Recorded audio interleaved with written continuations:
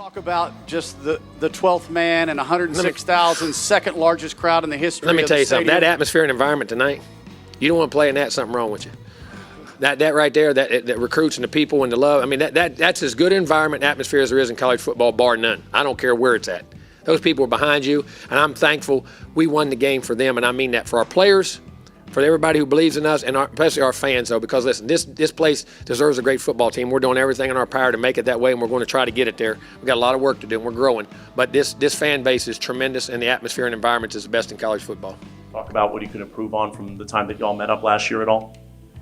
You know, this wasn't about this week getting ready to play this defense. You know, this was 12 months. So, you know, when you get embarrassed like we did a year ago, at least me, you know, offensively, we're going to try everything we can to figure out how to beat you. So, and I had told them on that last drive, if we score with little to no time left on the clock, that we're going to go for two and make it. And I love the play call. And we had three options there and on the play, and we just didn't convert it. So with that, I appreciate the fan experience of how fun this brand of football is to watch. I hope they enjoy the heck out of it. You know, I mean, that we're going to play fast and physical in all three phases of the game. Offensively, yeah, we're probably a little bit different than what's happened. I think that's the first step to making this fan base in this state extremely proud of who we are on the football field. You know, elite can be a loose term. I thought that we were elite at times. I never used the term that we're elite. We didn't force turnovers enough to be elite, you know what I mean? And I thought times, if you want to play in big games, you got to take care of business. It doesn't get much bigger than undefeated Georgia, undefeated Kentucky next week. What's kind of the mentality going into that game? We just discussed it briefly. I just said enjoy it for a few hours, but get some sleep tonight, and they know. Punch the clock on Monday. And coaches will be in there tomorrow morning, but players, we can't see them until Monday, so they need to rest up, heal up, get some treatment, and be ready to go to work. Oh, welcome into the latest episode of that SEC podcast. I'm your host, Michael Bratton. I go by SEC Mike on Twitter, and I'm joined as always by my cousin Shane, who goes by Big Orange Vols on Twitter. What are you up to, you big Tennessee homer? Hey, buddy, what's going on? Oh, man, what a weekend we had ourselves in the SEC. And I know you're feeling good, Shane, because them Vols red hot right now. How about it, buddy? Oh, man, my Vols win. My lock of the week wins. I'm 5-1 my picks. Damn, Nick Saban loses. I mean, this is the perfect. I don't know what I did. I make a deal with the devil, Mike, because I'm telling you what, this has been an absolute electric weekend. And again, I understand there's some people on the other side of this fence, and they don't want to hear positivity coming from Shane. But this weekend was a good weekend, man. Yeah, well, let's just jump right into the action, Shane. And we got to start, of course, in College Station. Man, if this game maybe kicked off a couple hours earlier, we would have done an emergency pod, but we were just exhausted by the end of this action. And Texas A&M, Jimbo Fisher, of course, the first former Nick Saban assistant to take down the Emperor down there in Tuscaloosa, 41-38. And man, this was a back and forth. It was this time last week, Shane, we were burying Zach Calzada. And now he's a damn legend that will live forever in College Station because, you know, he brought the Texas A&M Aggies back. They had a firm control of this game basically for the entire thing. And then Alabama, like you know they would, they came roaring back, took the lead late in the game. And Zach Calzada, unfazed. Hell, it looked like his season may have even come to an end. He got hurt on the game tying touchdown play. He rallies the troops. Bryce Young couldn't score with the game on the line, but you know who did? Zach Calzada and Seth Small. And what an incredible game, Shane. And before you even say anything about it, Shane, I hope you've seen this clip here of Eli Gold, the Alabama radio announcer. Let's kick it to him. Here he is, quote unquote, calling Texas A&M's final game-winning field goal kick. What happens?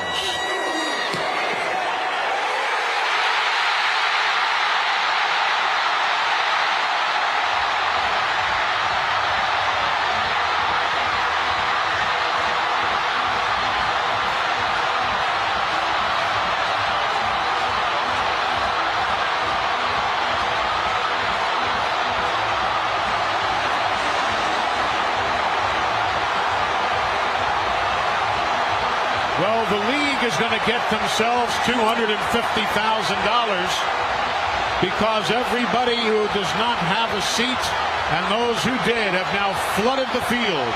Well, this will cost the Aggies $250,000. That's all he had to say. Like, what an asshole, you know? All right, Shane, so old Eli didn't like it, but a lot of us did. Man, thoughts on this one, Nick Saban, Alabama going down. And, of course, their season's not over by any means, but, hell, this gives a totally new outlook for Texas A&M after a couple of struggling weeks here. Oh, my gosh, Mike. I got to be honest with you here. Full disclosure. You ever feel like you're bad luck sometimes? I mean, honestly, like, or good luck even. Or, you know, I'm very superstitious. You know this. Oh, yeah. And during this game, which we'll get into a little bit, but when they had the punt blocked, right? Okay, and scored the touchdown, Alabama scored a touchdown, I was like, oh, my God. So I walk to the kitchen and get me a cold beer. Next thing I know, Texas A&M scores a touchdown. And you got to remember, I wasn't in the game. I wasn't in the living room watching this thing. So I'm sitting there and I'm watching the next drive. Alabama goes all the way down, makes this a 7-point game. And I was like, I'm the problem. I'm the problem because there's so many things, and I don't want to take anything away from the night, and I'm not saying I had anything to do with this victory, Mike, but I felt like I was putting bad mojo on this game, so I turned it off because it felt like when I wasn't watching it, the Texas A&M kept winning. Now, I kept checking on my apps and everything like that, of course, just keeping in. But at the end of the game, that's when I watched everything. So when the dust settled the next day, I'm watching it. It's Sunday now. I actually finished the game today just because I felt like I was hurting the Aggies. So I apologize for that loss, Crimson fans. But it's just so funny when you hear commentators like this. I mean, they're just not used to losing. Mm-hmm. Alabama's not used to losing. And the fact that we can consider having an emergency podcast because your team lost, not to Vanderbilt, not to Western Kentucky. No, this is a Texas A&M program that a lot of people had winning the West coming into the season. So that's just how dominant Alabama has been. So I don't understand. I don't know what that's like. I don't know what that life is like. Just always winning. I don't. And I'm watching some of these pictures coming out from Texas A&M, and I'm telling you, man, I'd give anything to just be standing on that turf right now, being the first guy. Because think about all the shit we hear with Gary Danielson. I mean, the guy didn't have anything positive said. I mean, could you imagine? He had about 100 pages of notes and feel-good stories for Nick Saban and the boys, and he had to throw it all out at half because he had to say something positive about Texas. How many times are we going to talk about this is the first coach that has been under Nick Saban that has actually been able to beat him? So we don't have to hear that stupid stat anymore. But they're going to still have it. There'll be an asterisk say, well, Jimbo did it once, So, but anyway, I thought it was a great game. I'm so happy for the Aggies because they've lost a couple of games this year. They were in the dumps, and we talked about this being their national championship. And by God, they won it. So congratulations. And like you said, Crimson Tide, man, you could still win out. You may even win another national championship. This may be the wake-up call that you needed. So I don't think there was any losers on that field that night. Yeah, I mean, we all recognize Nick Saban, the GOAT, greatest of all time, yet I believe he's only had 2 undefeated national championship seasons, and he's got a hell of a lot of championships. So one loss certainly doesn't write you off, but it just goes to show how incredibly difficult it is to go undefeated in the SEC. And again, credit A&M, Zach Calzada, Jimbo Fisher, some tough questions down there in College Station. It was revealed, I don't know if you caught this, Shane, but at the beginning of the broadcast, CBS reported that Jimbo has said that Haynes King essentially is going to be out for the season, they believe now. So it's, it's ride or die with Zach Calzada.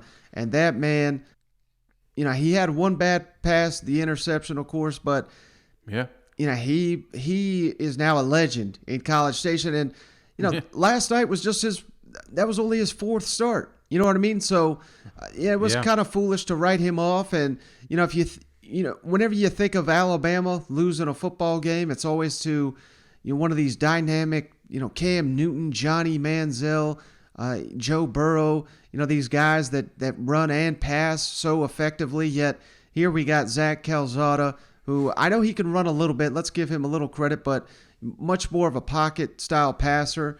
And, I think that's a credit to him. It's a credit to this Aggies team, particularly this defense, Shane. I mean, the defense. Yeah. I know they had a rough third quarter, but the defense was incredible. I believe it was Damani Richardson who made the interception there in the red zone. That's what I thought. It doesn't matter how great you start off against Alabama. I always assume Alabama's going to win the football game. But when you're intercepting Bryce Young in the end zone, you got a 10-point lead. That's when I first thought that Texas A&M really stood a shot at knocking off mighty Alabama in this one. And even when Alabama really started to gain that momentum, Devon Achane with the kick return in the second half, I believe it was the third quarter. That was basically the only positive A&M had in the third quarter. So that kept the crowd alive. It kept them in it.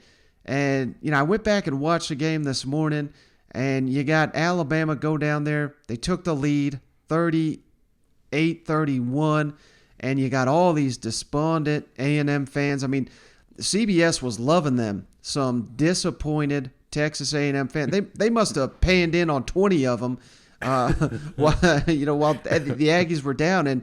And how could you blame them? Because that place was rocking, and then it was so quiet you could hear a damn needle being dropped, whatever that expression is. Yet Zach Calzada rallied the troops and scored the touchdown. I mean, I cannot say enough about the job Jimbo has done getting that kid ready to face Alabama. And again, all the credit in the world to Zach Calzada, who showed up big. And we finally got Jalen Wademeyer. I thought that was huge, getting him going. Yeah. Smith had a great game. Spiller had a great game. And, last but not least, we haven't even mentioned, Shane, we've been kind of, calling them out all season. But the offensive line, they did a hell of a job controlling Alabama's defensive front for much of the night. And like you said, man, the Aggies, they're the envy of college football. Let's give a shout-out, Shane, to our guys, Kyle Lovingood, Philip Golden, longtime supporters of the podcast. They were on the field, storming the field after the game, tagging us in the photos. So we're showing them on the YouTube right now. I really appreciate Kyle and Philip with, reaching out.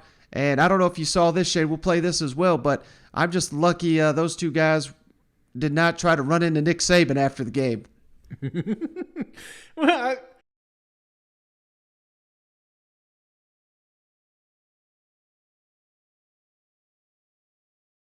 Yeah, so like I said, Shane, I envy Texas A&M fans. I do not envy that Aggie. My goodness, the security force has no regard for men or women if you're on the field. You know what?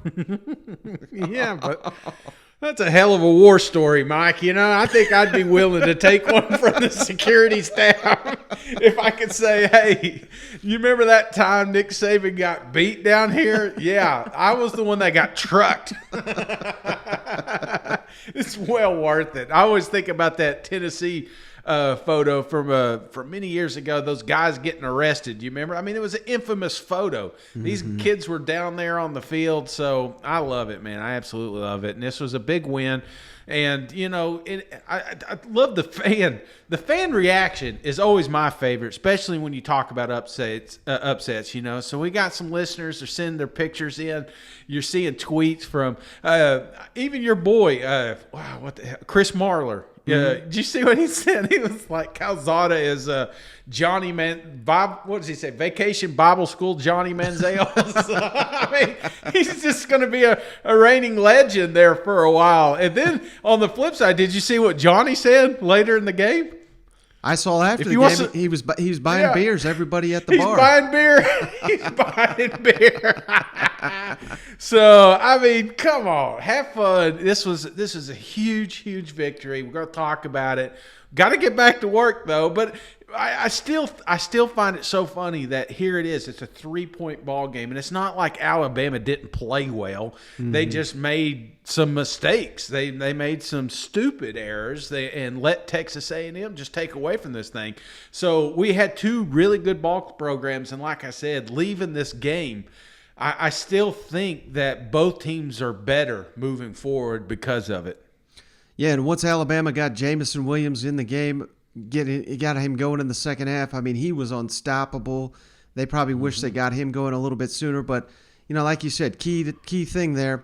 Nobody in the West is undefeated at this moment, so right. Alabama's got everything still in front of them. The only teams they got to worry about: Arkansas, Mississippi State, Auburn. You beat those teams, you control your own destiny in the West, and you got to assume that Alabama's going to be a heavy favorite against all those teams. But they also got LSU, so I mean, the season's not done for you. No, it's not. But this is college football, man. Yeah. I hate top-heavy SEC. Don't get me wrong. I love it when you could literally say any given Saturday somebody's going to win, somebody's going to lose. Right. It's not going to be a shoe-in like it always has been. So I think SEC football has never been better. In the last 10, 15 years, it has never been better than it is right now. Guys believing that they could pull off something like this after the last 2 weeks and all the disappointment. Eliminate all the clutter.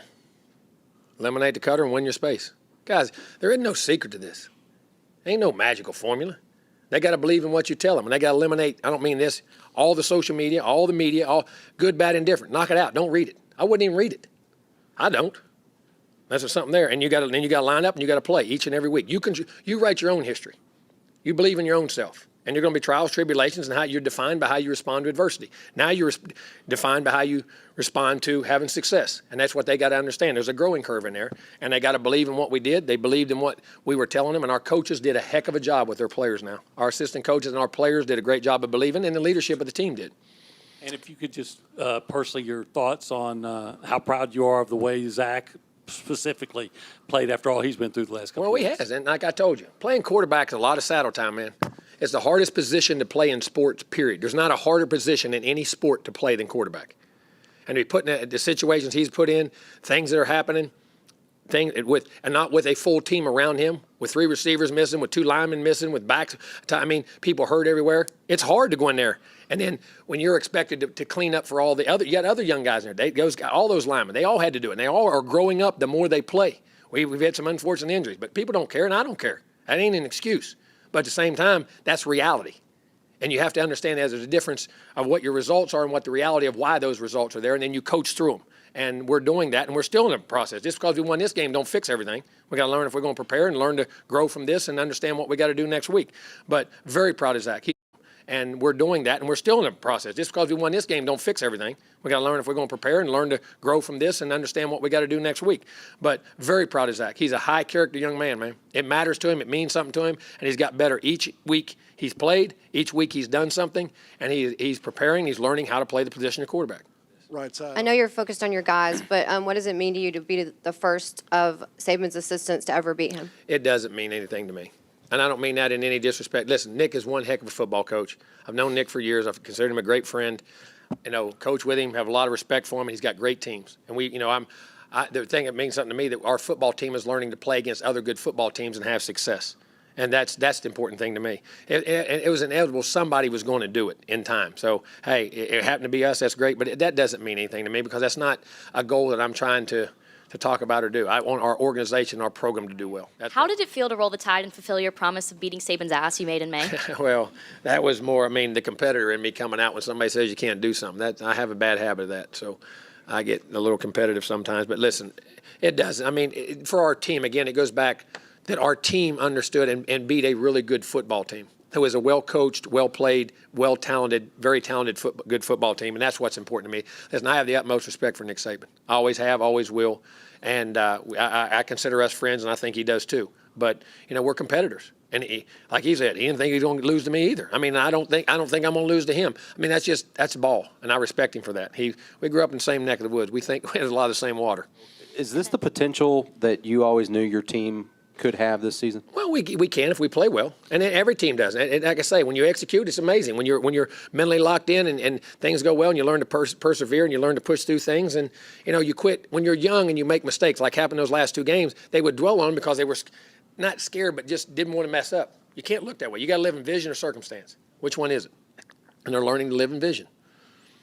What do you think the issues were on some of those red zone possessions where you guys got in close, but they led the field goals instead of touchdowns? Well, I mean, you watched the same game I watched. We threw incomplete passes. We had guys open. We ran a bad route. The guy picked the ball off. We had some drops in critical situations. We had a drop at the end of the game when we could have went 2 minutes. It would have been a first down and would have started to move the ball. So I don't know that anything went wrong. We just didn't execute. We didn't throw and catch the ball like we need to. We didn't run it effectively enough. Some of those situations, you could say, if we could run the ball effectively in those situations, maybe we wouldn't have had those issues throwing it. So you can second guess everything that didn't work. But the issue is we just didn't execute. We had trouble with the pressures in the first half especially. Quarterback got sacked several times on third down. So it's a lot of issues. Absolutely. Well, sticking with that theme, Shane, let's kick it over to Ole Miss Arkansas. I mean, that until this Alabama A&M, this was a damn game of the year. 52-51. Ole Miss holds on thanks to a failed 2-point conversion late in the game. I love the call by Sam Pittman. Obviously didn't get executed, but when you're on the road, hell, you can't stop Ole Miss to save your life. Neither one of these teams could stop the other here late in the game. And right. I mean, it's hard to believe, Shane. It was 7-0 at the end of the first quarter. You're like, wow, these defenses, how about it? Nope. I mean, in the second half, it was basically whoever had the ball, you knew was going to score. I mean, we're trading touchdowns here. I think there was 3 touchdowns in the final 2 minutes of the game here. So just a wild, wild game. KJ Jefferson, my God, he sacrificed himself time and time again to get in the end zone. He was outstanding. Matt Corral, he was incredible. 4 touchdowns for Corral. And, I think the most concerning thing, I think we already suspected that Ole Miss didn't have much of a defense, but now all of a sudden Arkansas's defense getting shredded 2 weeks in a row, and particularly late in the game. They don't have any elite corners by any means, but you cannot let Ole Miss get 20 yards behind you like they were consistently doing time and time again here in the second half. So that has got to be cleaned up. But, hey, we finally got that popcorn that Lane Kiffin promised, and I don't know. This was an entertaining game. Obviously, if you're an Arkansas fan, the wrong side of it. But Ole Miss, I mean, this is how you live your life. You live it on the edge.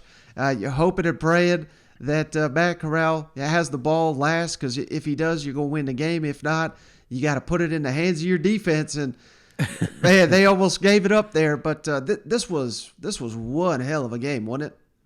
Yeah, and I think you like offense? This is it, man. I'm telling you. You know the old saying, you never take the under when it comes to an Ole Miss game. 103 points scored in this damn thing. And if you would have told, I mean, we talked about this going into Saturday's game. We didn't think we knew there'd be a lot of points scored, but we didn't think it would just get out of hand. And I think that's where Arkansas messed up. They found themselves playing Ole Miss football, Right. They got away from what they like to do, and that's exactly what Lane wanted. They want shootouts. I mean, that's their bread and butter. You saw what happened with Alabama when they played them. They didn't make it a shootout. They made it a ground and pound and made them win things, a play at a time, and just unfortunately weren't able to do that this week. Well, they got Arkansas in their crosshairs, and they kept the hammer down. And but it made, I'll tell you what, some of the best, like I said, best football played was on this game, and a lot of people didn't get to see it. If you didn't get to watch it, damn, just do a couple of highlight reels of some of the action that came out of here. We had a damn dogfight in this game. Yeah, how about this, Shane? There was 25 total drives in this game. 16 of them were scoring drives. Come on now. Arkansas went to the red zone 8 times, scored on all 8 red zone attempts. I mean, it was a travesty of a defensive game. And, all of a sudden, let's give credit to Snoop Connor for Ole Miss. I mean, my goodness, he went off. He had 110 rushing yards on just 12 carries. Parrish had 111 on 18. Ole Miss 324 yards rushing. Arkansas 350 yards rushing. Man, I mean, this was just excitement after excitement. And if you're a defensive coordinator, you had to be disgusted with yourself watching this one. You know what? Yeah, Sam was a little upset too. He's got to be. But what I liked about it, Mike, other than obviously I'm an offensive guy, so I like plenty of points on the board. But when the dust finally settled off this thing, and you start like looking at some of these plays and some of these decision makings, one of the hot ones I got to ask you, Mike, because you kind of hinted at it earlier, was that 2-point conversion. I don't know about you, man, but this was a game that last year was tight and could have gone either way. This year, it feels like this is going to be a new trend between these two programs, and I love it. I'm here for it. But I love the idea of going for 2 there. I see it torn, man. I see a lot of people out there saying we should have took this thing to overtime, blah, blah, blah. But it just felt like that was the right call, given the fact you're already at 103 points during this game. Yeah, absolutely. I mean, it's very, very easy in hindsight to say, well, you didn't convert it. What the hell are you talking about? But your defense couldn't stop them to save their life. I mean, they couldn't stop them with a minute left on the clock and 80 yards to go. Right. You know what I mean? So there was no chance that either one of these teams was going to win, relying on their defense. So who's your hot hand? Your hot hand is KJ Jefferson and your offense. I mean, they're just incredible. You got to put it in their hands. The play call, we can pick it apart, but he had options there. It's not like it was like we saw the Auburn Penn State where it was just a fade and there was no one running there. I mean, it was not flawless by any means. It didn't work out clearly, but yeah, I love that call, especially on the road, going up there, trying to end this thing. This is the SEC, man. We're not even halfway through the conference slate here. Right. You can't be going into 2 and 3 overtimes and all this, and because we gotta get up and play next week. You know what I mean? So exactly. Particularly if I'm on the road, we just went back and forth over. I believe the total number was 1,278 yards, 1,278 total yards in this game. Golly. No, you playing for overtime? What the hell are you talking about? You if you've already racked up 700 yards, you can get 2 more. It just didn't work out. So absolutely, you put it in their hands. But one thing I thought you were going to ask me about, Shane, because I know you hate this as much as I do. We got to do something about these damn guys faking injuries. I know that was brutal for some for Ole Miss lineman looking over. He's like, "Oh, is it my turn? Okay," falling down and. Yeah, it's not necessarily just Ole Miss's fault because we see it week in and week out. But I don't know. There's got to be some kind of repercussions for this, I think. Yeah, there's got to be. But what can you do? I mean, you can't tell a kid that he's faking an injury without holding up the game. So I get it. And it almost needs to be I don't like these coaches get together and say, okay, we're not going to do that, but they're not. It's you see it every single week. Yeah, hell, I'm a Tennessee Vols fan, man. We're running right now. We're top 3 in the country with the amount of plays that we're doing per minute. So we're going to see that. You think a lot of people fell down this week? Hell, you wait till next week, Mike. It's going to be a sniper up there in the box hitting these little guys. So I'm with you. I didn't want to talk about it, but yes, it is clearly a problem. There's all kinds of problems, man. We're going to talk about later this Auburn game with the targeting. I think that's a problem. So it is not flawless right now. People are they're gonna create new ways. They're gonna create new things, new advantages every single week, and this is just one right now that they can use to slow down some of these fast attacking offenses. But so I mean, it is what it is. But I will tell you, I've seen some pretty hilarious memes coming out of this thing. So when you slow down some of these guys falling with, Titanic music, it did make for some pretty fun entertainment later that night. Lane, how big do you think it was for Matt considering how he played against Arkansas last year, how big do you think it was for him to, kind of step up and play against them the way that he did this time around? And did you guys have any conversations this week to kind of talk about what he could improve on from the time that y'all met up last year at all? This wasn't about this week getting ready to play this defense. This was 12 months.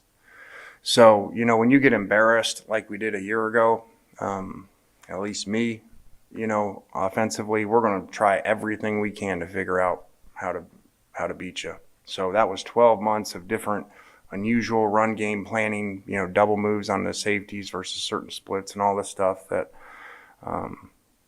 I think that's why you probably saw so much excitement in myself and him, during the game, because things were hitting that were schematical, things that we had worked on, and some of it was stuff that had never been run before against them that we just took an off season to say, all right, what if we did these things, and studied what hurt Iowa State, also in the Big 12, because similar defense. So, and that's where some of those runs that you saw, that's not in the passing game, that's those runs that you saw hitting, with Snoop, with different blocking schemes. And the backs did good, and you went from 12 months ago, a 7 turnover game and a fumbled snap on the 4th and 1, so basically 8 turnovers to none.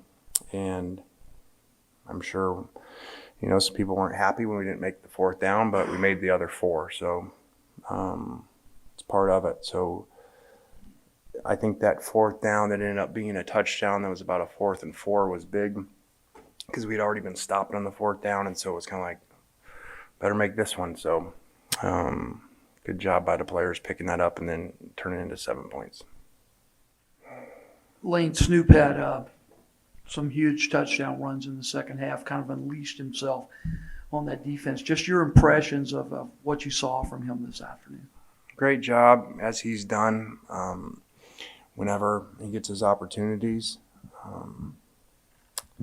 My assistant Megan has a sign already up, Snoop, because she's been saying for 2 weeks we don't play him enough. And so when I walked in, the sign was already up on my door, Snoop. So she's happy.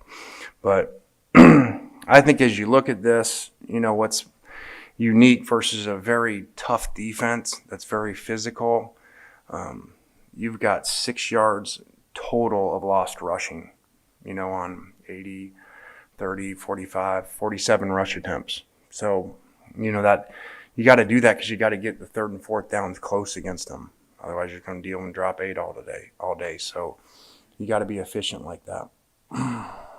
And I had told them on that last drive, if we score with little to no time left on the clock, that we're going to go for 2 and make it. And I love the play call. We had three options there and on the play, and we just didn't convert it. So, Sam, you covered a lot of it right there, but just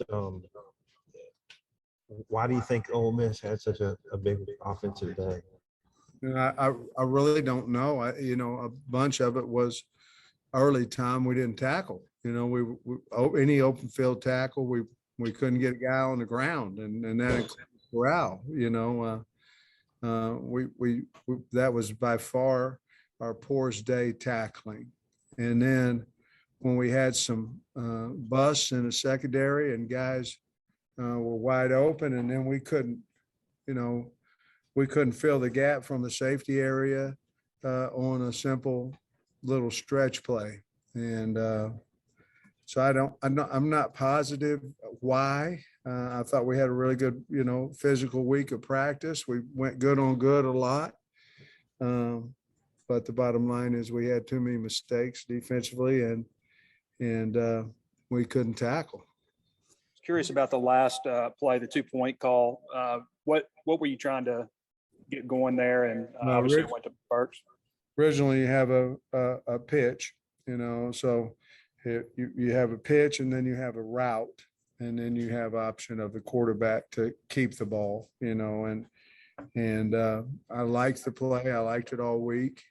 Our offense was ready for it, and basically, we felt like the pitch was there. I don't know if it was or not. I had to go back and look at the tape where we thought we could score just pitching the ball out there, and the end, our read did not go out, so he came straight up the field and got in our face a little bit. Probably, I don't know. I had to look at it and see if we should have pitched the ball or not on that. But it was just a 3-option loaded front offensively, and weren't able to execute it.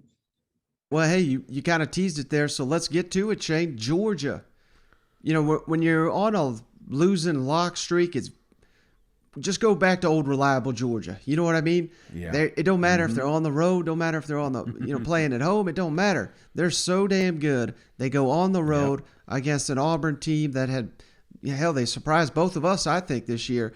Yet no issue, 34-10. You're playing your backup quarterback Stetson Bennett, and he was by no means flawless.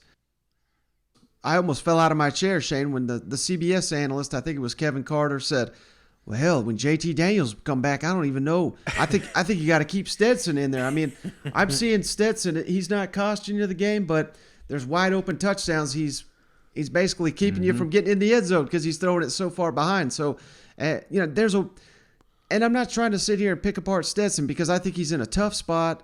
Yet he's coming here and he's engineered Georgia still to be red hot. Hell, they just whooped up on Arkansas. Now they've whooped up on Auburn. So, it's not against him, but we've seen the ceiling with with Stetson, and the ceiling is a lot higher with the healthy JT Daniels. So, I just thought that was the most ridiculous thing I heard all weekend. But, once again, we didn't quite get the Bo Nix we got against old LSU. A lot of that had to do with Auburn and their receivers. Man, they could not catch the damn ball to save their lives in this one. But I think a lot of that had to do with Georgia and this defense. I mean, Tank Bigsby scored a touchdown, and that was about it for Auburn's offense. I mean, I think that just kind of says it all, man. When the opposing team scores on you, and it's like, we got to note that it was like a 5-yard touchdown run because that was the first rushing touchdown Georgia surrendered all season. I mean, this defense was just incredible. Anytime there's a tip ball or anything like that, you got guys flying around, and I don't know. I'm just continue to be amazed by this defense. They don't take a week off, do they? No, they don't, man. And we were constantly reminded of this during the game. So if you're an Auburn fan, you probably heard this a million times, but Georgia's got a pretty good defense. and like you said, they had stats put up there saying it's been 91 hours since Georgia released a touchdown or some shit like that. They just had stupid stats like that, but they're just acknowledging what we all know, and that's that this Georgia defense is the best that has ever hit the field in the time that I can remember. I don't know about you, Mike. I've seen some pretty impressive defenses, but what these guys are able to do, they have got a chokehold on the SEC. Anyone they go against, when you're looking at teams that are – the one stat that I did like is where they were showing what these programs are their average score – other than a Georgia game. And they're like 20s and the 30s, and that's what they're on average scoring every single week. But then when they play Georgia, it's 3, it's 7, it's 10. That's just these guys. Sometimes they'll let you get some yards, but when it comes crunch time, when it gets into the red zone, they do not let you score. So the fact, like you said, that Tank was able to get in 5 yards out, it was big news because they just don't allow it.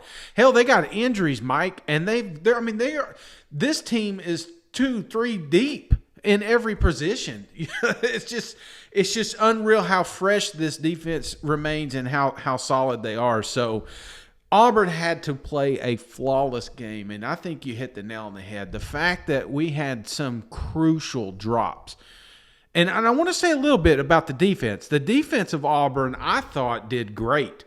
I think the fact that it was a 34 game, yeah, did you let a few get over your head? Absolutely, and that was, they probably like to have those back, but They were in this game for a little bit, man. They had opportunities to get that momentum. The crowd wanted to celebrate. You could feel it in there, and they just kept letting little things slip by them, letting just stupid boneheaded mistakes, and Georgia just capitalized. I mean, you hit the nail on the head with Bennett. I don't know how many times I'm going to say nail, but damn Bennett, he'd throw it 10 yards shallow, but there's just these guys are so wide open. I mean, it seemed like the game plan for Auburn's defense was, we're going to make your third or fourth receiver beat us.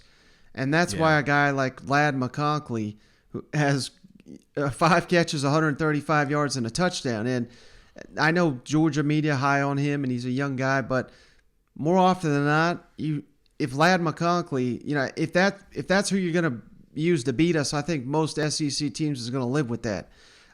Because the fact is, Georgia's got so many damn weapons that they can scheme up plays for receivers like that. And hell, we saw Darnell Washington. He still doesn't look like he's 100%, but my goodness, Shane, when they start getting him involved, it just makes him that much more dangerous. George Pickens did not play in the game, but he traveled, so he's getting closer to seeing the field. But yeah, I know what you're saying, because I really seem like Auburn's defense, they really did give it like an all-out effort here, but yet Georgia still racked up 200 yards rushing. But it seemed like they limited them, if it makes sense. I know, that's what I mean? That's exactly what, and that's what got him in trouble. I mean, Georgia was averaging 4 or 5 yards a carry, and what got him in trouble is they started sneaking up, and every time, man, you talk about a deadly play action game. That's Georgia Bulldogs. That's why they were able to get these guys wide open, just because they were playing to the run. They did a good job. I thought Auburn tried to make they tried to do what Georgia did. And Georgia's so good at making you one-dimensional. You look at the running game, I mean, that's Auburn's strong suit. You got one of the best running backs in the country, and they just shut them down. And then you make Bo Nix win a game. That's exactly what they wanted you to do. But that's exactly what Auburn was really trying, man. They were just trying to shut that running game, loading the box. And the guys, I mean, say what you want about McConkey and all them, but when it came crunch time and they needed to make a big play, they did it. Yeah, and now I'm thinking back to that the targeting you mentioned, Shane. That was Smoke Monday. Man, I don't know what it is. We're seeing it all across college football, but it's really been hitting Auburn hard this year. That was the McLean and the Penn State game, too. We got to fix this damn thing where – I mean, hell, I don't even think that was a penalty, what Smoke did. In all my life watching football, that's not a penalty. So I don't know why it is now. And even if it is, clearly we cannot have that being an ejection. I mean, it's ridiculous. And that killed Auburn in this one. I think Auburn is going to be the school that changes this rule. Just because, like you said, you look at the Penn State one. I mean, the guy said, what was I supposed to do? Let him score. Literally, that's what you were supposed to do. Let him score a touchdown so you wouldn't get a flag. That's the dumbest thing ever. You look at Smoke. I mean, by the rules, yes, that was targeting, I guess you could say. But, I mean, ask yourself, you're a grown-ass adult. Does a kid need to sit out the entire game because of that hit? I have seen worse hits waist down that I think should be ejected, but no, this little hit, if give them the penalty, give them the 15 yards, don't penalize them. Could you imagine this thing being in the third quarter and now you got to sit out the first half of the next game? What are we doing here? It makes no sense to me. And that was big. Smoke's big. I mean, we're looking at some of these blown coverage passes. You think we would have a different outcome if Smoke Monday was sitting back there? Possibly. Right, exactly. And that's why they need to change it. You're talking about toughness with Stetson. Obviously, you took a shot there on the targeting, and I want to ask you about his play action fakes, how effective they are to be able to pass the game today, especially. Yeah, the play action shots, I thought Monken did a great job calling the game, tying the run game to the play action. And the play actions only work, if you got guys that can run and you got a run game that's working. So the better the run game is, obviously the play action shots work. And thought there were some very timely calls there to get some explosives, and a lot of young players stepped up. Look, I had no idea if you had told me we were coming into Auburn this year 6 months ago and we would have had Ladd and A.D. Mitchell, playing our X and Z. Who would have thought that? Worried about what? I didn't hear the end of that. Worried about the injuries basically catching up to you if you don't get enough important guys back. I really don't know what people should be. I know that for me as the coach, I'm not thinking about what everybody thinks about the injuries. I'm thinking about what we can do to get the players we have in the best place to be successful. That's what coaches do, right? They take what they have and what they have healthy and they go. These aren't injuries that are occurring because we're banging in practice. That's not the case. Some of these are soft tissue injuries. Jermaine's is a growing that affected him. I think started bothering him Tuesday, and hey, it's just a cumulative effect at receiver. We've done less receiver work than ever because we lost 3 receivers in the transfer portal, and it's like we got George down, then we got Dom down. And then what happens is the cumulative effect starts getting the other guys, and we've had to cut back. We track their yardages. We do everything we can to help them. But I'll say this, the ones that are healthy, they work hard, they compete, and I'm proud of the way that receiver room has responded. All right, Shane, jumping to the next game here. Kentucky, man, they finally put it all together. And boy, do I feel like a dumbass picking them Tigers, because Kentucky just rolled them 42-21. And as crazy as this sounds, I mean, it wasn't even as close as that final score would indicate. Kentucky just dominated this. This is the Kentucky we thought we were getting after week 1. This was essentially a mistake-free performance, and they just went for 330 rushing yards on LSU's defense. The defense forgot to show up. They must have left them back in Baton Rouge, because they did not, give 110% on this one. But Kentucky had 2 rushers go over 100 yards, Chris Rodriguez and Kavasi Smoke. This was maybe the most effective we've seen from Will Levis. We finally saw, it seems like Kentucky doesn't want him running around a ton, but that's what he did at Penn State, and that's what we saw in this game. Hell, he looked like Tim Tebow on that one run. And now that LSU, this was the first time they showed life in the running game, and then all of a sudden they don't have a passing attack. And Keyshawn Butte, unfortunately, man, he got carted off. It remains to be seen whether he's, how bad he's injured, or if he's going to play the rest of the season. And everybody wondering if Coach O's going to get fired. But, man, they are not fighting for that man at the moment, and that's a terrible, terrible sign. But what are your thoughts, Shane? I mean, hell, I mistakenly said, well, Kentucky's luck come to an end. I just meant their streak more than anything. But, oh boy, them Wildcats didn't let me live that one down on Friday. No, I don't know why you hate Kentucky, Mike. I've been saying it all year. These guys are legit.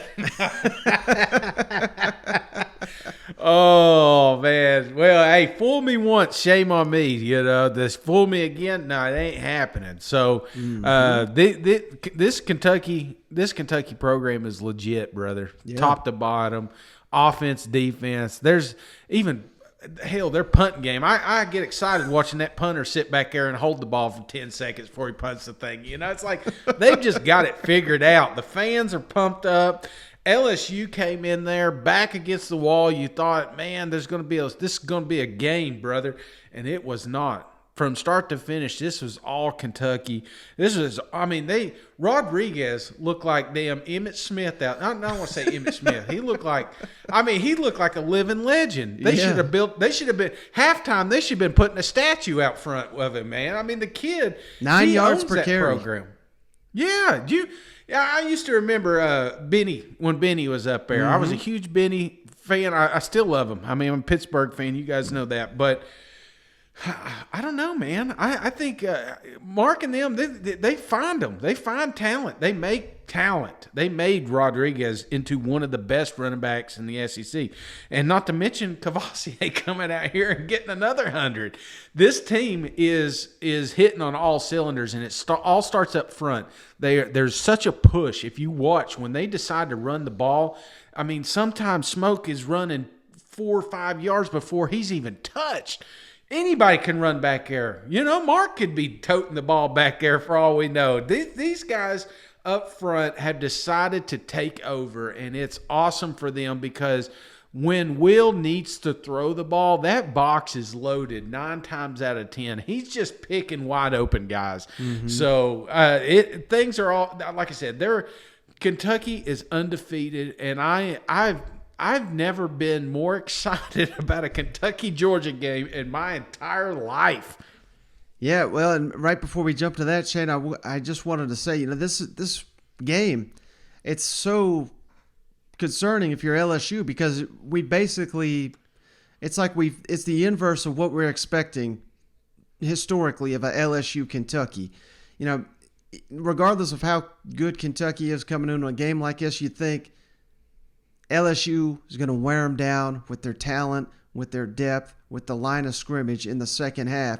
Yet that's exactly what Kentucky did to LSU and all their roster with better players if you go by recruiting rankings, but clearly not on the field, not on the development, everything going there in Lexington. And we got ourselves a ball game, like you said, in Athens next week, College Game Day and FCC Nation, both going to be in Athens for this showdown. There's only 2 teams, Shane, in the SEC undefeated. They're both in the East. The East tired of carrying the West in the SEC.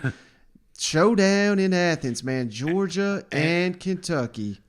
It's going to be loud. It's going to be rowdy, and it's going to be a hell of a game, Mike, because like I said, Kentucky's not afraid of Georgia, and Georgia's definitely not afraid of Kentucky. I mean, you got 2 programs that know they can win this game, and that's what makes it exciting. It's one thing to have game day to a team that's limped into an undefeated season, and at times I thought Kentucky was that program, but they are starting to find themselves, their identity at the perfect time. Mm-hmm. And one thing that scares me a little bit about Georgia is they've not had to.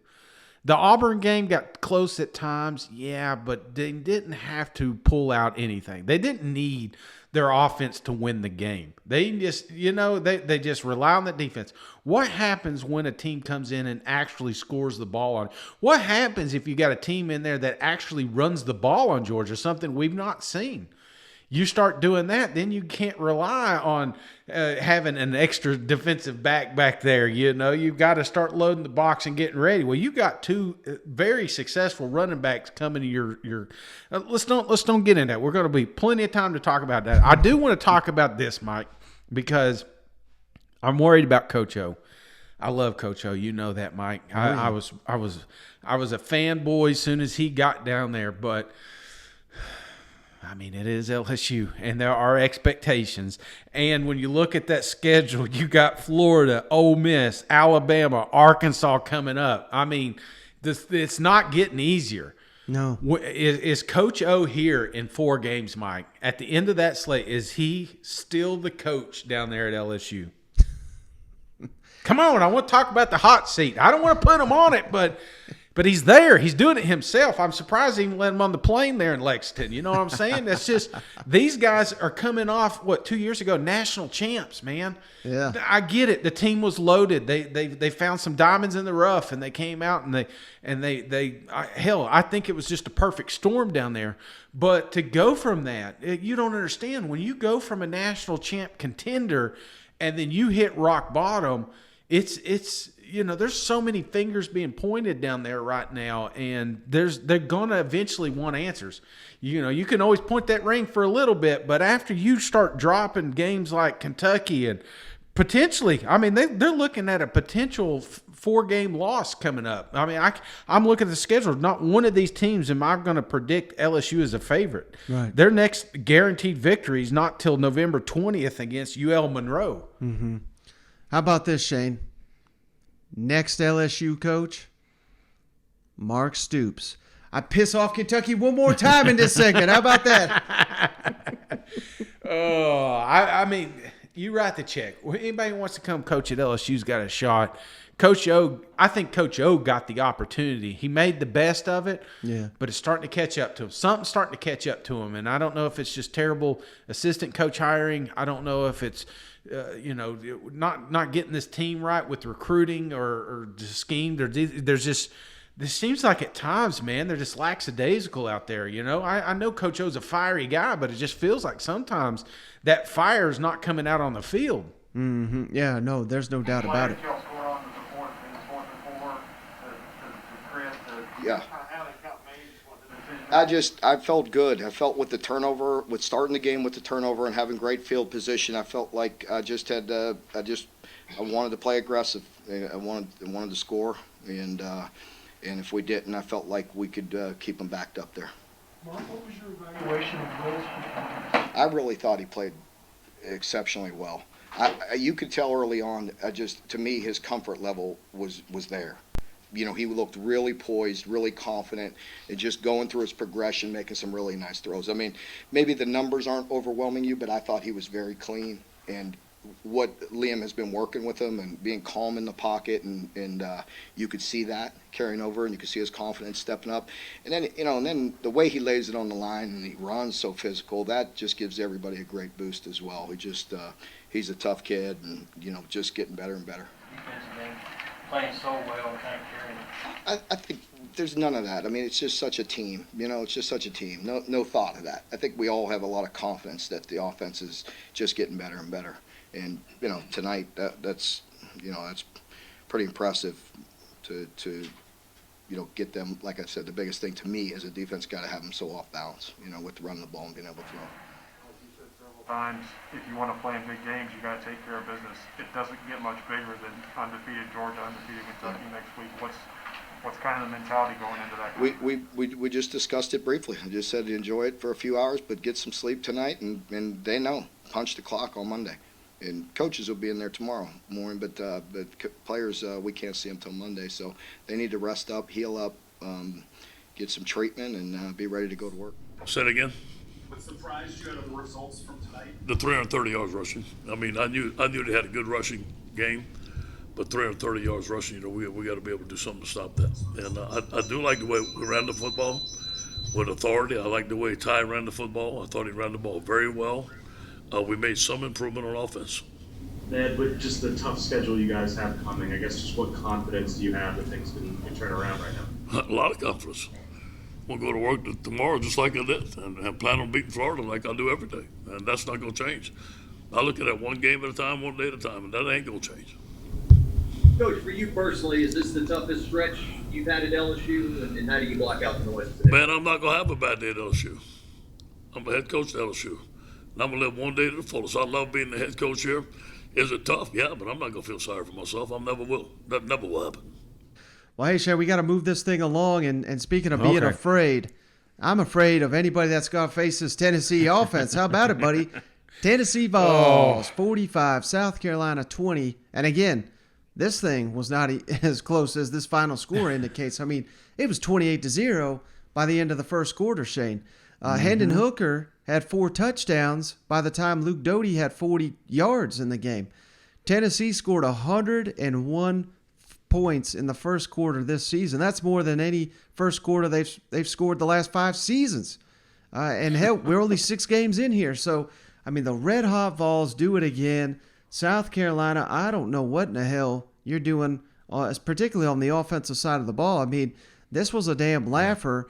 And probably the most egregious thing I saw all weekend was, Tennessee jumps out 14-0. Okay, that's not totally unexpected. And then we run all the way down the field on the Tennessee Vols. We run it down their throat. We get on the goal line. Hey, I got a great idea, Shane. Let's have Jordan Birch, our defensive end, throw a fucking pass on the goal line. It got intercepted. I mean, whoever made that call should probably be fired immediately. I got to assume it's the offensive line coach. Shane Beamer said they've been working that one up all week. Well, my God, it didn't show. And immediately after that, Tennessee goes 80 plays in 5 yards, 21-0, and any hope South Carolina had just was blown up from that moment. This was horrible. 80 yards in 5 plays, right? You had that mixed. You said 80 plays. I'm like, damn, that was a slow drive. No, I'm sorry. Five plays, 80 yards, and it took about 20 seconds off the damn game clock. Oh, I love it, man. I love it. Man, the world seems right when Tennessee's winning, don't it? It's just, I don't know, the birds seem louder, the sky seems bluer. I don't know. Maybe it's me. I'm whistling while I'm going to work and all that shit. So, no, this was a great game for us, man. This is, again, a momentum builder for Hooker, too. I think that's the key, especially when we had quarterback controversy coming in this season. We don't anymore. We got a QB1, and that's important because these receivers, you're noticing it, man. They're starting to pick up on each other. That's the thing when you bounce around quarterbacks. We'll talk about Florida here in a second, but it just feels like you can't really get on the same page till after a few games, and that's what these Vols are starting to do. We did have a couple of drops. I'm not saying it's a perfect game, but it was definitely a step in the right direction. Now, South Carolina, man, they ran a wheel off, especially on their offense. We keep waiting for that identity that we talk about. You know, it reminds me of this coordinator down there. He reminds me of, what's that, Waterboy. You remember Waterboy and the coach that was Coach in Waterboy? Coach Klein? Yeah, and his mind's all messed up and he can't do the plays, anything, you know. He's drawing. I mean, it just doesn't make any sense. He needs a game, or these guys need a game that comes out and say, oh, shit, this is what we're doing. We've got to run a game. We know you got great running backs. I think they got 3 really good running backs on that team. But you can't do anything with it if you don't have the ability to move the ball through the air. And that's what they're lacking. And Doty, I know he was hurt coming into the season, and it's not fair maybe to have as high expectations on him coming into this game, but now's the time, brother. And if he's not doing it, we've got to manufacture some sort of passing game on this team. There is just no light at the end of this tunnel right now for South Carolina. No, and jumping back to Tennessee, it's just so impressive, Shane, because these indications were there early in the season. The plays were not being made, and now you look back in hindsight, obviously a new coaching staff, new players, transfers, and so many moving pieces, and it certainly the Tennessee Vols have put all these pieces together. And I know the competition has not necessarily been stellar, but when you're playing these SEC opponents and just look at this is mimics last week against Missouri. Tennessee's drive chart, Shane, to start the game.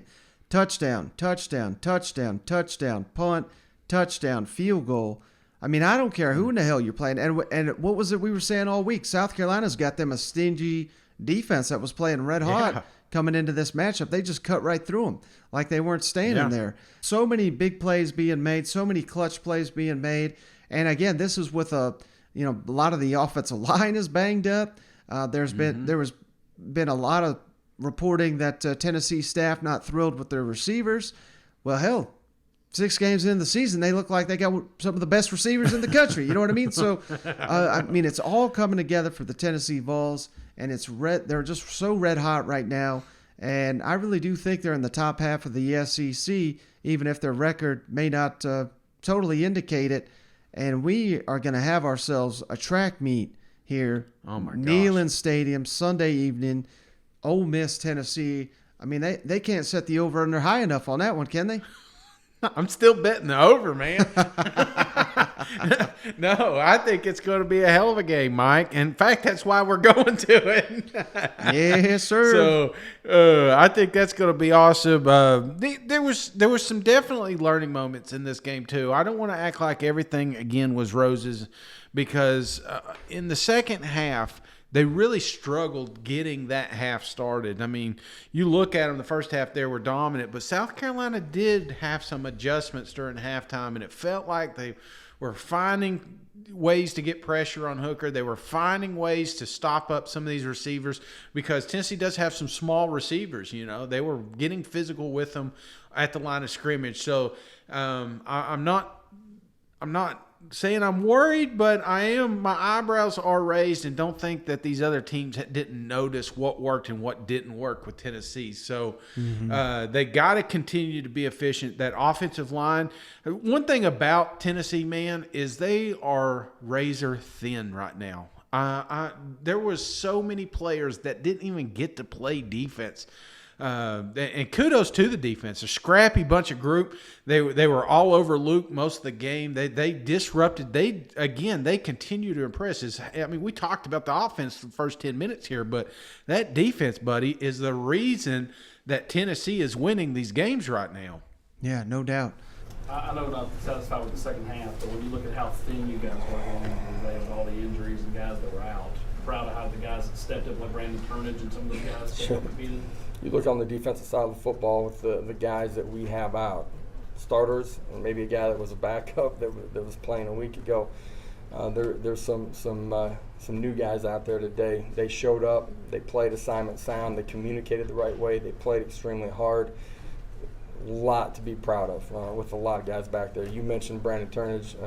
Guy played I'm not going to say flawless because I haven't watched the tape yet, but he played rock solid today. It was a great effort by him. Yeah, I know you would like to win no matter how you could, but can you appreciate the fan experience of how fun this brand of football is to watch? I hope they enjoy the heck out of it. You know, I mean, that we're going to play fast and physical in all three phases of the game. Offensively, yeah, we're probably a little bit different than what's happened, but the defense too, man. Like the ability to be multiple, to be aggressive. Our kids are competing really hard, and I think that's the first step to making this fan base in this state extremely proud of who we are on the football field. On that drive that ended in the Jordan Burch interception, it seemed like you guys were running the ball really well on that play or on that drive. What went into the decision to call that play then, and just what did you see on that play? Yeah, we were running the ball well, and hindsight being 2020, you just continue to run the ball and hammer it in and make it a 14-7 game, I think is what it would have been if we had scored the touchdown. But that was a play we've been working all week. Jordan has thrown that ball, I think, in high school, and something we've been working all along this week. And he's made some great throws on it, and I didn't really see the angle from the sideline. But, yesterday we ran it in our walkthrough in the indoor, and he threw a beautiful ball in the back corner of the end zone where he led Nick, and Nick caught it, as he's going out of bounds. But I think, it may have been a little bit underthrown. I'm not really sure. Their guy made a nice play. But we had talked about it as an offensive staff that, first time we got down there inside the 5, we were going to get to that call, and we had told Jordan, run it and make them tackle you if you don't like the pass. And he was trying to make a play. We were trying to make a play. If it works, it's great. If it doesn't, you get criticized, and I get that part of it. But we had talked about it before the game. We liked the play and felt good about it. Shane, how would you evaluate the play calling that you've had on offense through the first 6 games of the season? Good. Helmer Granny? I mean, what do you want me to say, Gene, that I think it's been terrible? Are there plays that Marcus would like to have back? Yeah. Every single coach and player in that locker room would like to have plays back. Today's no question. I mean, if we could go back and hindsight being 2020, there's a lot of plays that we'd like to have back. There's a lot of calls that Clayton would like to have back. And when we're whatever we are offensively right now, it's not good enough, and we got to be better, and we got to continue to coach and play better. And then special teams, defense, all that. I mean, we all had a hand in this thing today. When you give up 472 yards of offense and let a team go 12 of 17 on third down, we got to be better on defense. When we ran the ball we had 75 plays for close to 400 yards, and we're not as good on third down and didn't always score touchdowns in the red zone, and we had 2 fumbled snaps with the quarterback in the center. I mean, there's a lot that we all can be better at, myself included. Well, Shane, we got 2 other games, so let's jump to it. Florida blanks Vandy 42-0. This, I'm not trying to take away anything from the Gators, but this may have been the most unimpressive 42-0 blowout I've ever seen. I was pumping up my bed. Joseph Bovelis, the kicker, he missed 3 field goals. Any one of them, Shane, would have resulted in a cover here for the Commodores. Broke my heart. But Emory Jones did throw 4 touchdown passes, career high for him. But it's still, Shane, even against lowly Vanderbilt, I mean, there's plays out there that, you're shaking your head saying, what in the hell is he seeing or thinking or what? And then he turns around and makes the most incredible throw you see, this weekend in the SEC. So just a very up and down performance, I thought, from the offense. Anthony Richardson comes in, throws a bad pick. We didn't go crazy on the ground, 181. I don't know how you slice through Alabama, yet you can't get to 200 yards on Vanderbilt, who's got obviously a much worse defense than the Crimson Tide. But again, you're never going to complain about a 42-0 victory, obviously, particularly as in an SEC game. But I can't believe I'm saying this, but I don't know. It just seemed kind of ho-hum to me. What about you? Mike, that's it, man. This was a miserable game to watch because this was a get-right game. I mean, I know you're looking at, and a lot of Gator fans are like, 42-0, man. Yeah, you smoked Vandy, but this was a get-right game. This is a one that you're going to try. You need to figure out the kinks before you play a team like Georgia. You know what I'm saying? Right. You got to figure yourself out because I'm still struggling to find out what this team is all about. Are they just about running? Because it feels like Emory loves to do that. Okay, he's a hell of a running back. But you're going to need Emory to throw the damn ball. And if he can't, let's let Richardson do it. I know you tried to work him in there, and that part drives me nuts. You work Richardson in there, so now you get – it's a mental game at quarterback, and Emory's always looking over his shoulder here. Is this the time I'm going to lose my job? So then when you see offensive plays and he's trying to look at through his player progressions, that's why he's running. He doesn't want to throw an interception because he knows if he throws a bad pick, Richardson's going to come in here and take this. So – I give Dan a lot of credit for being a fantastic coach and a quarterback whisperer, but I really hate how this situation's unfolding. And I think part of the reasons that they're losing some of these games is because Emory's just afraid to make a mistake, and you can't have a quarterback that's scared out there. Mm-hmm. Yeah, it almost feels. Let's give them credit. They opened the game. They scored right away. I'm not saying they struggled, obviously, in a 42-point victory, but it almost seemed like Dan Mullen said, well, hell, this is a game that will work on the passing game. We'll force this thing. They must have had a dozen guys catch a pass in this one, getting the passing game going there, but it just felt forced. I don't know. I mean, this is a game where you probably could have rushed it 50 times for 500 yards. You know what I mean? But they couldn't get that done, so they had to go. I don't know. I just didn't feel great about this one. But again, maybe a little letdown here from the Kentucky loss. But again, you beat Georgia here in the coming weeks, like you said. Hell, all of a sudden, all this ho-hum stuff goes out the window because maybe they're putting stuff on film that they want Georgia to see, and then they'll hit them with something they're not expecting. You know what I mean? Oh yeah, this game should have been 42-0 at half. Right, it really should. That's how good the Florida Gators team is. And that's how bad Vanderbilt is right now. So the fact that we I don't know, it's just a typical Florida blowout. It didn't get anything from it. And I get it. Again, you look at the scoreboard, and kudos to the defense. Shutting out any team, especially an SEC program, is not easy to do. Mm-hmm. So good job on this defense. But yeah, I'm with you, Mike. I didn't see that aha moment. And that's what I was hoping that I'd see in this game. I was hoping that they say, okay, we're not going to get in the same boat we were in Lexington, because you cannot do that with some of the teams they got coming up on their – do you got their schedule pulled up by any chance? Actually, I've got it right here, Mike. So we've got LSU, which is always a tight game, even though LSU's been struggling. Then you got Georgia. Then you got South Carolina, Samford easy, Missouri easy, Florida State. Okay, so you've got – really, there's a chance once you get past Georgia, you're going to win out easily. But you've got two ball games, Mike. You got two ball games coming up that are going to make or break your season. And after that, yeah, you're probably going to run the table, but you got to be ready because your Super Bowl is right around the corner with the Georgia Bulldogs. And this offense is not hitting at 100 miles per hour. Mm-mm. You're going to really struggle against these Bulldogs. All right, last game, Shane, real quick here. Non-conference showdown. Missouri beats North Texas 48-35. But again, a little bit of a red flag here. I know North Texas scored a bunch late in the game, 21 fourth quarter points to make it. Man, that spread, I wanted Missouri to cover here. Missouri 0-6 against the spread on the season. But this was the Tyler Beatty game. 217 rushing yards, 2 touchdowns for Beatty.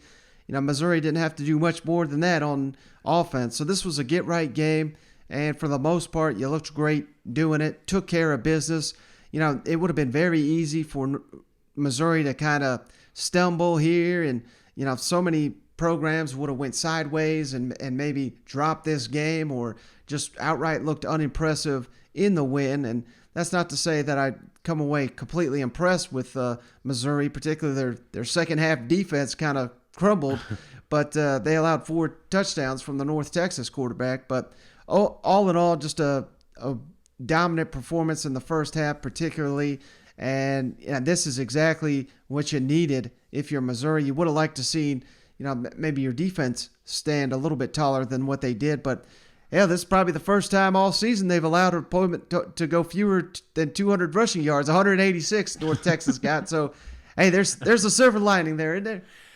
That's right. There's baby steps, Mike. So I'll tell you, this game was not a game at all. Right. Missouri came out that one of the quotes that Eli came out with was Beatty's one of the least talked about great players in the country, and I think he's right.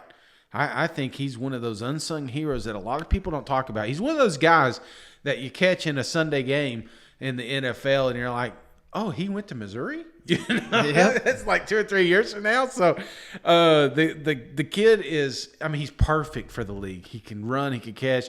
Every time you watch a game, we're reminded that he can do 1,000 yards rushing. He's done 1,000 yards receiving.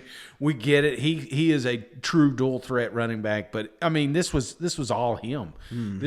It was a human highlight reel. So North Texas made a little interesting game for our gamblers out there toward the end.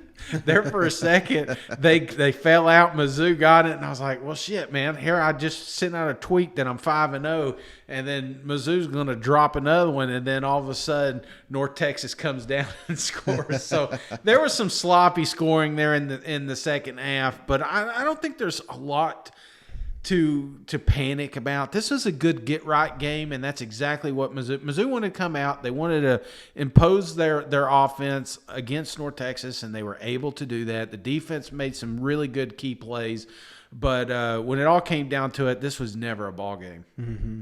All right, Shane, last thing, we're running a little long here, so I'm just going to give you a couple of these spreads before I have you guess a couple. But the Week 7 opening lines in the SEC are out. Texas A&M favored by 10 at Missouri. And I believe that's already been bet down to about 8. So interesting there. Vanderbilt at South Carolina. Opened at South Carolina minus 16. I believe that's already been bet up to 20, favoring the Gamecocks. Florida favored by 11 at LSU. Alabama favored by 15 on the road at Mississippi State. But we got some good games here, Shane. How about this one? I want you to guess it. Auburn at Arkansas. Who do you like for an opening line on that one? Give me Arkansas minus 3. Man, you almost nailed it. Arkansas minus 4. Ole Miss at Tennessee. What do you think for that one? Tennessee minus 20. I'm just kidding. I'll go Ole Miss minus 9. Ooh, it's only 4. So. Oh, okay, good. I like that. All right, Vegas usually ain't wrong, so maybe we'll have a close one here. There you go. Last one, Shane. Kentucky at Georgia, the game of the week. What about this one? Ooh, Georgia minus 13. 22, favoring the Bulldogs in Athens. So. Let's hope for the Kentucky's sake we're not getting another one of these. What in the hell are they thinking with this Arkansas line? You know what I mean? And they just whoop ass like they have been. But Georgia, we've been saying it for a while, number 1 team in the country. They're finally ranked number 1 in both the polls. Here's Kentucky's opportunity to show they belong in that elite category in Athens. That's going to be one hell of a matchup. You did your power rankings? What do you got? Do you have those real quick? Can you just read them real quick? Ooh, let's see. Yeah, I was curious where they're at. Did you do a show? I did not. Come on, no. Mike. Man, what the hell? Of course, I was in bed. Yeah, I got Georgia. Yeah, Mike, why didn't you stay up all night? No, Georgia number 1, Kentucky number 5. Okay, all right. And where do you got Tennessee? BBN, not happy. Tennessee, I got number 7. Okay, all right, we're moving up. Number 1 in my heart, but okay. What a weekend, man. What an absolute weekend. Texas A&M still hungover. Listen to this podcast. I wonder how many people called off Monday because they are still hungover. They're still celebrating. I love it.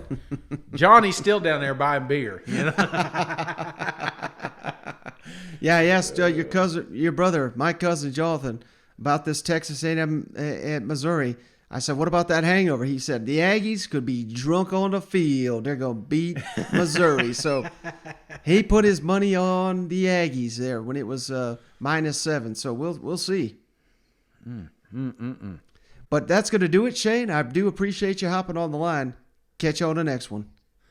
All right. See you guys. Go Vols. Man, the camera cut out right there too, so it was perfect. Oh, good. Perfect.